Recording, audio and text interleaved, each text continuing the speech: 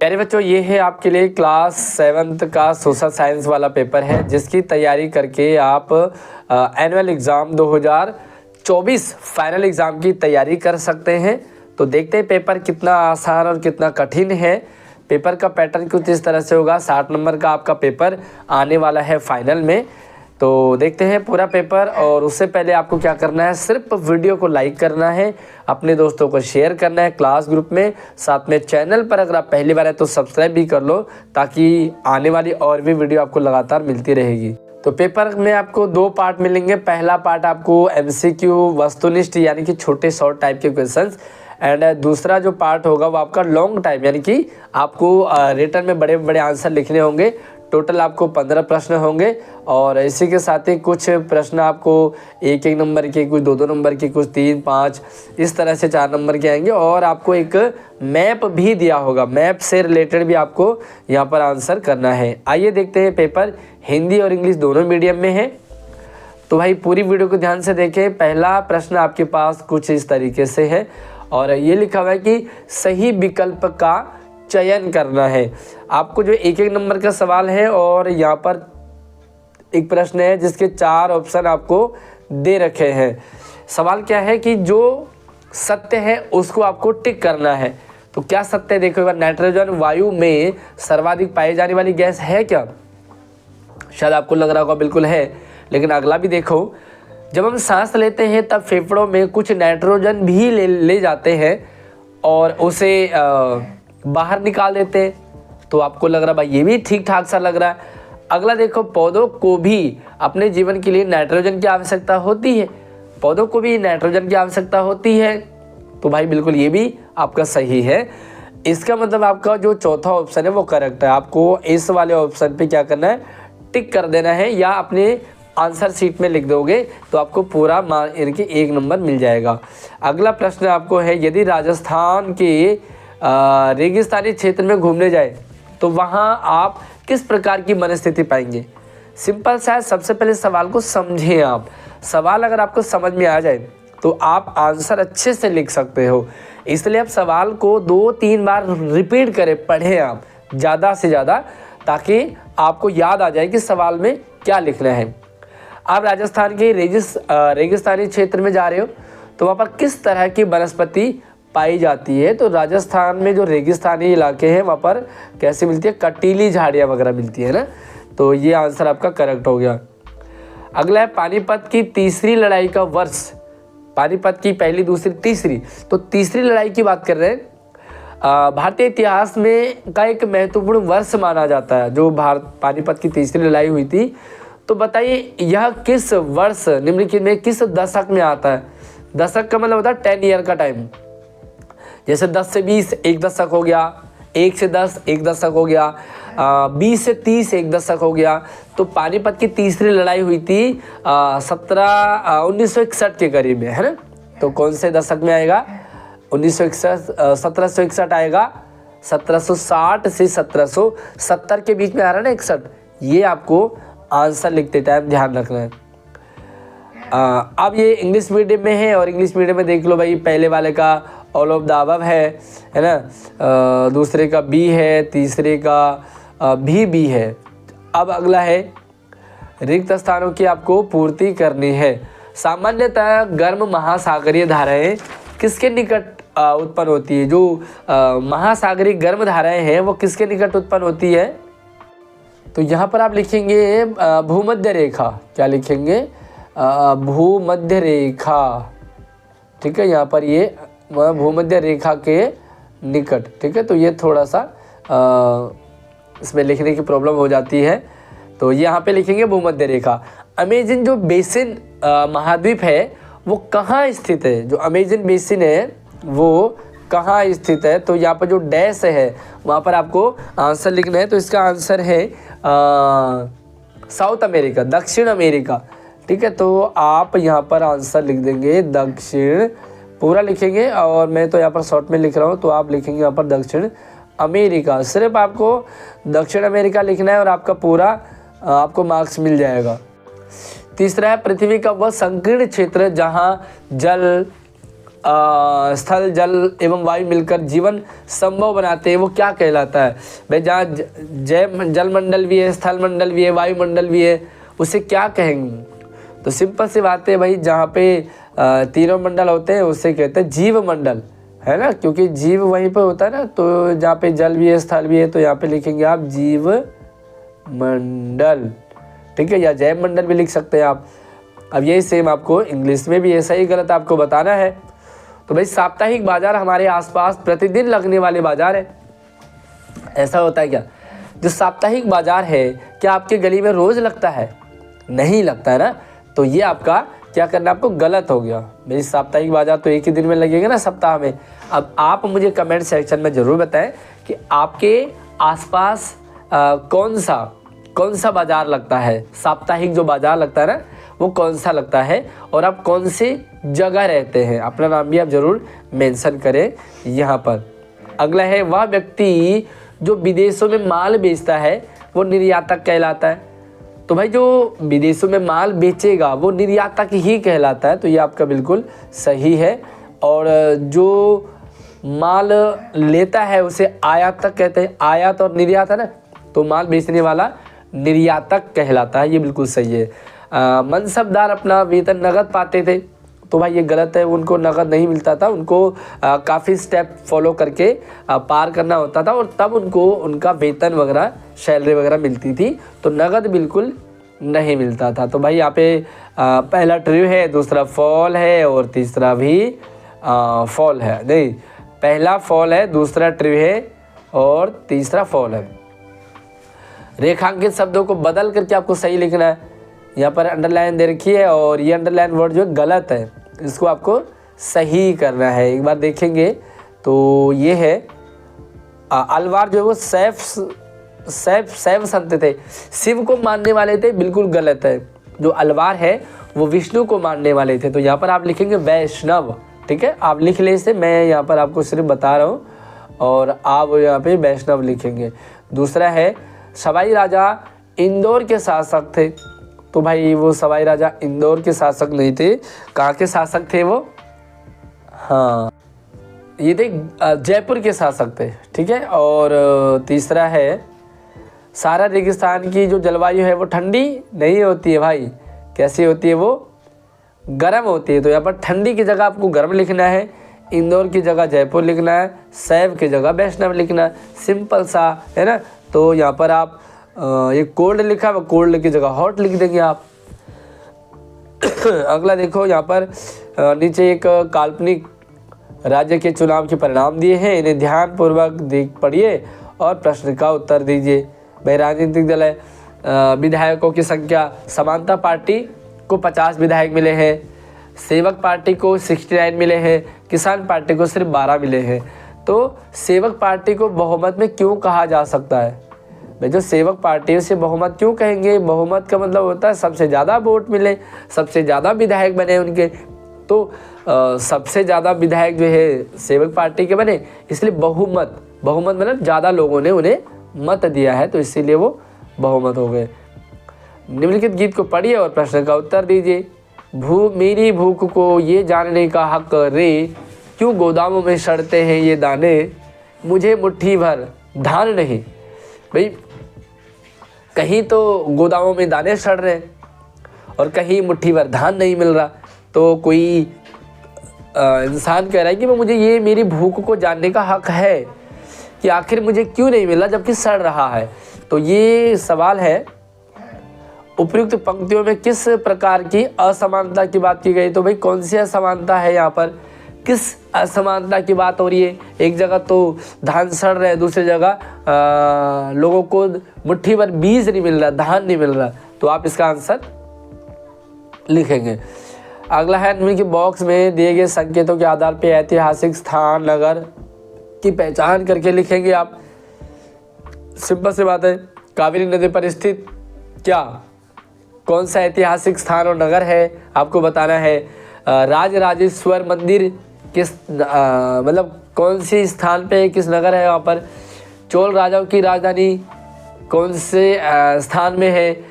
नगर के वास्तुकार और कुंज अच्छा, नगर के वास्तुकार कुंजर मल्लव राजराज पेरुथच्चन। तो इसमें आपको जगह का नाम बताना है, सिंपल सा, और ये इंग्लिश मीडियम में हो गए। अब आपको यहाँ पर लॉन्ग टाइप के क्वेश्चंस आ गए थोड़े से। किस टाइप के भाई? सबसे पहले मौसम और जलवायु में अंतर आपको बताना है। भाई मौसम क्या होता है? पल भर बदल जाता है। अभी आप देखोगे सर्दी, एक टाइम गर्मी आ जाएगी, तुरंत बारिश हो जाएगी। तो मौसम क्या है? वो तुरंत बदल जाता है, मतलब उससे बदलने में टाइम नहीं लगता है ना, मतलब घंटे भर में, दिन में ही बदल जाता है। लेकिन जलवायु का एक टाइम पीरियड होता है, तो जलवायु को बदलने में समय लगता है। ठीक है, तो जलवायु और मौसम में अंतर आप लिख सकते हैं। Difference between weather and climate, तो वेदर टाइमली बदल जाता है शॉर्ट टाइम में, और जो क्लाइमेट है वो उससे टाइम लगता है बदलने में, लिमिटेड टाइम पीरियड। समताप मंडल के दो महत्व आप बता दोगे। जो समताप मंडल है ना, अलग अलग मंडल होते हैं, तो वहाँ पर जो है आपको समताप मंडल के दो महत्व बताने हैं, यानी कि उसके इम्पोर्टेंस बतानी है, क्या फ़ायदा है समताप मंडल के। अकबर का सुलह एक कुल या सर्वत्र शांति का विचार भारत जैसे देश के लिए क्यों महत्वपूर्ण था? तो भाई अकबर ने सुलह, शांति तो अच्छी चीज़ है, तो हमारे देश के लिए क्यों महत्वपूर्ण था, क्या फ़ायदा था इस सुलह ए कुल यानी कि सर्वत्र शांति का? तो भाई इसका आंसर आप कमेंट में लिख देंगे। तो सॉरी, इसका आंसर आप अपने आंसर शीट में लिखेंगे। और एक्चुअली ये कितने नंबर का है? शायद 2 नंबर का। तो आप कम से कम 3-4 लाइन में इसे बना करके लिख सकते हैं कि भाई भारत जैसे देश के लिए महत्वपूर्ण क्यों है। हालांकि शांति तो सभी के लिए ठीक है ना, तो लिखिए आप अपने आंसर में। मुगल प्रशासन में जमींदार की भूमिका, भाई जब मुगल आए थे तो वहाँ पर उन्होंने जमींदार रखे गए थे, है ना। हर इलाके के जमींदार जो देख रेख करते थे, उनके अंडर में बहुत सारे लोग होते थे। तो जमींदार की भूमिका आपको बतानी है कि वो जमींदार मतलब क्यों और क्या काम था उनका। अगला सवाल है चौथा 2 नंबर का, हम स्मार्टफोन पर टीवी कार्यक्रम देख सकते हैं, क्या आप सहमत हैं? भाई आप अपने फ़ोन में टीवी के शोज देख सकते हैं क्या? बिल्कुल भाई, आज के टाइम में तो स्मार्टफोन ही सबसे बढ़िया टीवी शो के लिए जरिया हो गया। टीवी बंद कर दिए लोगों ने जब से स्मार्टफोन आ गए हैं। लोग सारे सीरियल, नाटक, मूवी, गाने सब कुछ मोबाइल में देख रहे हैं। तो भाई इस आंसर को आप लिख दें। बाकी और क्या क्या काम लोग मोबाइल में कर रहे हैं आप मुझे कमेंट सेक्शन में ज़रूर बताइए, जो आपको लगता है कि मोबाइल में और क्या क्या काम हो रहे हैं। जल्दी से आप कमेंट में बता दीजिए। अगला है दादन व्यवस्था क्या है? तो भाई दादन व्यवस्था बहुत ही इम्पोर्टेंट सवाल है, जहाँ पर माल का आयात और मतलब दिया और लिया जाता है, मतलब जो कच्चा माल है उसे दिया जाता है और पक्का माल लिया जाता है। तो एक तरह से आप कह सकते हैं कि किसान और इस तरह से आपस में, मतलब एक पार्टी कच्चा माल देगी तो दूसरी पार्टी से लेगी, और उसका जो भी चार्ज वगैरह होता है वो मतलब आपस में जो भी सेटलमेंट है, तो ये दादन व्यवस्था कहलाता है। अब आपको मिलान करना है राज्य और संस्थापक। भाई हैदराबाद को किसने बनाया, अवध को किसने बनाया, बंगाल को किसने बनाया? तो यहाँ पे लेफ्ट साइड में 3 है, राइट साइड में 4 है। तो आपको बताना है भाई किसका कौन संस्थापक है। वस्त्र निर्यातक कारखाने में काम करने वाले मजदूरों की हालात और उन्हें दी जाने वाली मजदूरी का वर्णन। जो वस्त्र निर्यात था, है ना, वस्त्रों को बाहर भेजना, वहाँ पर काम करने वाले मजदूरों की कंडीशन कैसी थी, क्या होता था मजदूरों के साथ, किस तरह से भेदभाव होता था, उन्हें सैलरी वगैरह की बात, उनसे काम लेने की बात, उन्हें प्रताड़ना की बात, उन्हें रियायत की बात, कितना छूट मिलता था, कितना परिस होते थे, सारी चीज़ें आप यहाँ पर, क्योंकि 3 नंबर के सवाल आ गए तो आप इसमें एक्सप्लेन कर दें। अगला नीचे दी गई वर्ग पहली में गंगा ब्रह्मपुत्र मैदान बेसिन में स्थित 3 शहरों के नाम लिखे हैं, उन्हें ढूंढने और उनके नाम लिखे। सबसे पहले तो आपको ये पता होना चाहिए कि गंगा ब्रह्मपुत्र मैदान या बेसिन में स्थित शहर कौन कौन से हैं। ठीक है, तो भाई सबसे पहले तो आप मुझे कमेंट में ज़रूर बताइए कि गंगा ब्रह्मपुत्र मैदान में 3 शहरों के नाम क्या है, कौन कौन से, 3 ही नहीं बल्कि कितने आप जानते हो, उनके नाम लिखे। अब इन्हें ढूंढें तो कैसे ढूंढेंगे आप, थोड़ा सा मैं आपको एक बार कुछ हिंट दे देता हूँ। जैसे अगर राजस्थान है तो ये लिखा हुआ राजस्थान, ठीक है। आप इस तरह से आपने आंसर में लिखेंगे राजस्थान। दूसरा क्या लिखा है यहाँ पर, मुंबई, ठीक है। तीसरा है यहाँ पर इंदौर, ये देख रहे हैं आप, इंदौर, ये है आपका मध्य प्रदेश, सॉरी ये पूरा नहीं हुआ, ये है आपका यहाँ से मध्य प्रदेश। तीसरा है आपका, ये अगला है जयपुर, ये है आपका भोपाल, ठीक है। ये लिखा है आपका हैदराबाद, और नीचे लिखा हुआ आपका चेन्नई। तो इस तरह से आप देखेंगे कि गंगा ब्रह्मपुत्र मैदान बेसिन में शहरों के कौन कौन से शहर हैं। मैंने आपको यहाँ पे नाम बता दिए, आप मुझे कमेंट सेक्शन में बताएं कि गंगा ब्रह्मपुत्र बेसिन में कौन कौन से शहर रहते हैं इस बेसिन में, ठीक है। अपना नाम, अपने स्कूल का नाम जरूर कमेंट में रखें।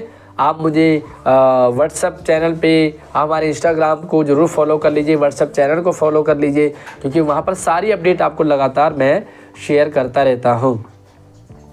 आगे देखेंगे, अगर इंग्लिश की बात करें तो भाई ये भी आसानी है, क्योंकि मैंने आपको बता दिया, ये राजस्थान है आपका, राजस्थान है, ये आपका इंदौर हो गया, है ना। इस तरह से आप अपने नाम ढूंढ सकते हैं। निम्न के प्रश्न संख्या 8 के स्थान पे केवल दृष्टिबाधित, अच्छा जिनको ये नहीं दिख रहा, बहुत सारे बच्चे कहते हैं कि सर इसमें क्या करना है, तो ये उन बच्चों के लिए है जिनकी दृष्टि बाधित है, मतलब जो देख नहीं पाते हैं, उनको ये आंसर लिखने हैं। जैसे मैंने आपको कमेंट में भी बताया कि वे गंगा ब्रह्मपुत्र बेसिन में स्थित किन्हीं 3 शहरों के नाम बताएंगे, तो यहाँ पर आप जो जिनको दिखाई नहीं देता वो इस तरह से आंसर लिखेंगे। लद्दाख की जलवायु पर एक संक्षिप्त नोट लिखे हुए। लद्दाख में क्या होता है, लेह लद्दाख आपने सुना होगा, हमारे फौजी भाई वहाँ पे रहते हैं, तो बहुत ठंडा इलाका है लेह लद्दाख, सबसे टफ मतलब जो जगह है वो मानी जाती है। तो लेह लद्दाख की जलवायु पे आपको एक नोट लिखना है, और ये 3 नंबर में, तो लगभग 5-7-8 लाइन आप इसमें लिख दें तो आपका आंसर कंप्लीट हो जाएगा, पूरे नंबर मिलेंगे। अगला है, लद्दाख में पाई जाने वाली वनस्पति जात एवं प्राणी जात पर एक संक्षिप्त नोट। तो भाई जो लद्दाख में वनस्पति, पेड़ पौधे, झाड़ियाँ, खेत वगैरह, और दूसरा प्राणी जात, इंसान, जानवर वगैरह, ये किस तरह से उनका रहन सहन, खान पान और वो रहते हैं आपस में, तो ये आप या तो ऊपर वाला लिख लें या नीचे वाला, राइट। और वीडियो को लाइक नहीं किया तो जल्दी से लाइक कर लो। चैनल पर पहली बार आए तो सब्सक्राइब भी कर लेना, क्योंकि आपको और भी सब्जेक्ट की वीडियो हमारे चैनल पे इसी वीडियो के डिस्क्रिप्शन में मिल जाएगी, आप वहाँ से और दूसरे सब्जेक्ट की वीडियोज भी ले सकते हैं। लेकिन उससे पहले कमेंट कर लीजिए कि आपको कौन कौन से सब्जेक्ट की वीडियो चाहिए, ताकि आप पेपर देख सको। आपके विचार से मंदिरों के आसपास नगर क्यों विकसित हुए? तो भाई मंदिरों के आसपास में क्यों नगर विकसित होने लगे, लोग रहने लगे, कुछ फ़ायदा होगा ना मंदिरों से, है ना। तो मंदिरों से आना जाना रहता है, चहल पहल रहती है, तो कुछ पॉजिटिव एनवायरनमेंट मिलता है। तो आपको क्या लगता है मंदिरों के आसपास में लोगों ने अपने घर क्यों बनाए हैं? कमेंट में आप जरूर अपने आंसर में इसको लिखेंगे। और अगला सवाल है, लोग दूर दूर के देशों प्रदेशों से सूरत क्यों आते थे? तो भाई सूरत जो जगह है, आप लोग दूर दूर से सूरत क्यों आते थे? भाई क्या क्वालिटी थी सूरत की, है ना। ऐसे ही नहीं लोग दिल्ली आ जाते हैं, ऐसे ही नहीं लोग इंडिया गेट देखते हैं, ऐसे ही नहीं लोग कुतुब मीनार घूमने जाते हैं, क्योंकि कुछ तो बात होगी ना, तभी लोग ऐसी जगहों पे घूमने जाते हैं, पैसे भी खर्च भी करते हैं, टाइम भी लगाते हैं। तो जो क्वालिटी है सूरत की, आप वो लिखेंगे और कमेंट में मुझे भी बताएं कि भाई सूरत की क्वालिटी जो आपको लगती है वो क्या है। साथ में दिल्ली अगर आपको अच्छी लगती है तो दिल्ली में आपको सबसे अच्छी जगह घूमने की कौन सी लगती है? उष्ण कटिबंधीय पर्णपाती वनों की प्रमुख विशेषताएं। जो उष्ण कटिबंधीय पर्णपाती है उन जंगलों की विशेषताएं, क्वालिटी, इंपॉर्टेंस आपको बतानी है, तो ये आप लिखेंगे। और आई थिंक ये 4 नंबर के आ गए, हाँ 4 नंबर के। और उष्ण कटिबंधीय सदाबहार वनों की प्रमुख विशेषताएं, या तो आप पर्णपाती वनों की बताएंगे या सदाबहार की बताएंगे, तो दोनों में से एक बताएं, या तो पर्णपाती या सदाबहार। और भैया अच्छे से आप एक्सप्लेन करेंगे, 7-8 लाइन आप लिखेंगे, तभी आपको 4 नंबर मिलेंगे। नीचे कुछ वस्तुएं एवं बाजार दिए हैं, बताइए कि आप इन वस्तुओं को दिए गए बाजार में से क्यों खरीदना पसंद करेंगे? भाई साप्ताहिक बाजार से सब्जियां क्यों खरीदेंगे भाई आप? रीज़न है ना, ताज़ी मिलेगी, हो सकता सस्ती मिलेगी, रेगुलर मिलती है, फ्रेश वगैरह सब कुछ है। पड़ोस की दुकान से कलम, कॉपियाँ इत्यादि, तो भाई पड़ोस की दुकान से क्यों खरीदेंगे? क्योंकि एक दो खरीदने आपको तो भाई ज़्यादा दूर नहीं जाना पड़ेगा और पड़ोस की दुकान वाले आपको जानते भी हैं, तो मतलब आपको पता है कौन सी क्वालिटी वगैरह की। थोक विक्रेता से चावल क्यों खरीदेंगे? जो थोक विक्रेता यानी कि जो ज़्यादा बेचते हैं वहाँ से चावल क्यों खरीदेंगे? क्योंकि चावल 1-2 किलो तो आपको चाहिए नहीं, चावल आपको रोज़ खाने हैं, तो चावल आपको ज़्यादा चाहिए तो अगर आप अपने पास की दुकान से खरीदोगे तो महंगा लगेगा, इसलिए आप थोक विक्रेता से। ऑनलाइन बाज़ार से मोबाइल, तो भाई ऑनलाइन बाज़ार से मोबाइल क्यों खरीदेंगे आप? शायद ऑनलाइन बाज़ार से खरीदेंगे तो आप उसके रिव्यू चेक कर पाएंगे, वो मोबाइल किस टाइप का है, साथ में अगर आपको पसंद नहीं आता तो आप रिटर्न कर सकते हैं, जो है रिप्लेसमेंट वारंटी भी होती है, तो बहुत सारी चीज़ें हैं, आप उन्हें लिख सकते हैं अपने अकॉर्डिंग। बाकी आपको क्या लगता है ऑनलाइन फ़ोन ख़रीदना चाहिए कि नहीं? और अगर आपको ऑनलाइन फ़ोन, टैब वगैरह कोई इलेक्ट्रिक सामान चाहिए तो भाई हमारे चैनल पे डिस्क्रिप्शन में आपको कुछ सजेस्टेड टैब वगैरह रखे हैं, आप जाकर के वहाँ से ख़रीद सकते हैं। निम्नलिखित अनुच्छेद को पढ़िए और प्रश्नों के उत्तर दीजिए। अब आपको एक पैसेज है, इस पैसेज को एक बार आप पूरा पढ़ लीजिए ताकि आप इसके आंसर दे पाओगे। 26 दिसंबर 2004 को हिंद महासागर में सुनामी तरंगों अथवा पोताश्रय तरंगों के कारण अत्यधिक विनाश हुआ। ये तरंगे उस भूकंप का परिणाम थी जिसका अधिकेंद्र सुमात्रा की पश्चिमी सीमा पर था। इस भूकंप की तीव्रता रिएक्टर पैमाने पर 9.0 मापी गई थी। भारतीय प्लेट वर्मा प्लेट के नीचे धंस गई थी और समुद्र तल में अकस्मात गति उत्पन्न हो गई। इस कारण यह भूकंप आया। महासागरीय तल लगभग 10-20 मीटर तक विस्थापित हो गया और नीचे की दिशा में झुक गया। इस विस्थापन के कारण निर्मित जो अंतराल है उसको भरने के लिए विशाल मात्रा में महासागरीय जल उसी ओर बहने लगा। तो ये स्टेटमेंट आपका पैसेज है। भूकंप का कारण क्या था भाई? सिंपल सा लिख सकते हो, ऊपर आंसर आया है, इसका आंसर दिया है महासागरीय जल का विशाल मात्रा में बहने का क्या कारण था वो भी ऊपर मेंशन है। सुनामी का मुख्य कारण क्या था? समुद्र तल पर अकस्मात गति उत्पन्न क्यों होने लगी? तो ये सारी चीज़ें, भूकंप का अधिकेंद्र कहाँ था? तो सिंपल सा सवाल है और सारे के सारे सवाल के आंसर आपको ऊपर पैसेज में दे रखे हैं, आप आराम से इन्हें लिख सकते हैं, सेम दैट इंग्लिश में भी, और आप इसे पढ़े समझे। बाबा गुरु नानक की किन्हीं 3 शिक्षाओं को लिखिए। आप इन शिक्षाओं को अपने जीवन में पालन करना क्यों पसंद करेंगे? तो भाई गुरु नानक ने बहुत सारी शिक्षाएं दी थी, है ना, स्पेशली आप लोगों को, हमको बहुत फ़ायदा होगा उनसे। तो कौन कौन सी शिक्षाएं थी? तो आपको कोई 3 लिखनी है, साथ में आप उनका पालन क्यों करें, जो उन्होंने शिक्षा दी वो क्यों फ़ायदेमंद थी। फॉर एग्जांपल के लिए उन्होंने कहा कि भाई आशीष सर की वीडियो को रोज़ देखो, मतलब जो काम की है उसे ज़रूर देखो। तो क्यों कही होंगी भाई? फ़ायदा है ना इसका, क्योंकि आप वीडियो देखोगे तो आपको पूरा अच्छे से समझ में आ जाएगा।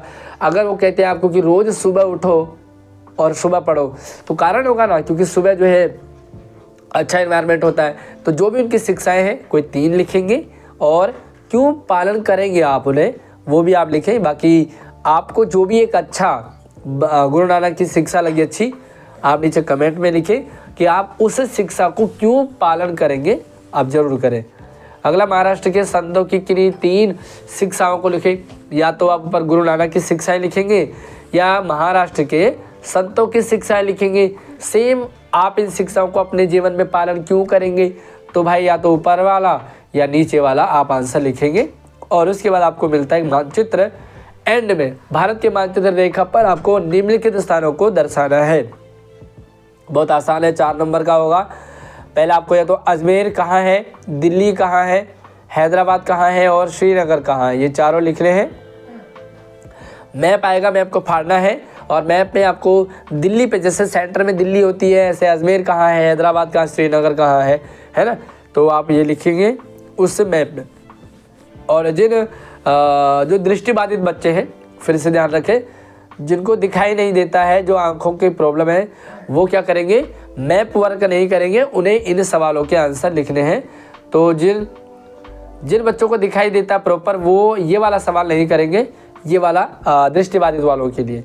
तो आप भारत में मुगल वंश के संस्थापक कौन था?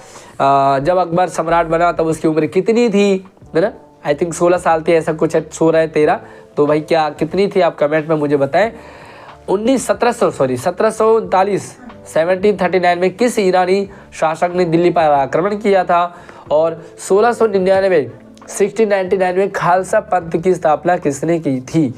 तो ये सवाल है आपके लिए। और मैं एक बार आपको मैप भी दिखा देता हूँ। ये मैप है भाई, कहाँ पे क्या भरना है आप बता दीजिए भाई। श्रीनगर आप ऊपर लिख सकते हैं, दिल्ली इधर लिख सकते हैं, बाकी हैदराबाद और कौन सा सवाल था वो आप कहाँ का भरना है, आप इसको पेज को फाड़ेंगे और अपने आंसर शीट पे लगाएंगे।